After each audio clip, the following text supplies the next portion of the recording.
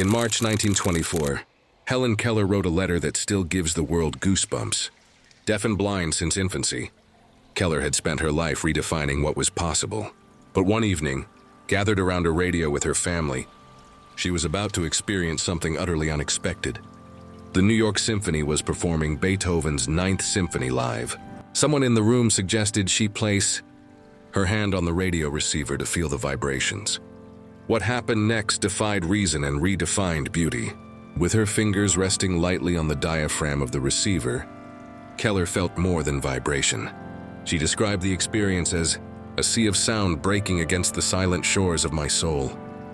Through the patterns of trembling and rhythm, she felt the pulse of cornets, the roar of drums, and the silken flow of violins. When the chorus soared into Beethoven's triumphant Ode to Joy, she said it was like hearing angelic voices rushing in a harmonious flood. It wasn't hearing not in the way we understand it, but it was something deeper. She felt music not just on her fingertips, but in her heart. She recognized joy, sadness, stillness, and power all without a single note reaching her ears. And in one of the most poignant passages of her letter, Helen remembered that Beethoven too was deaf.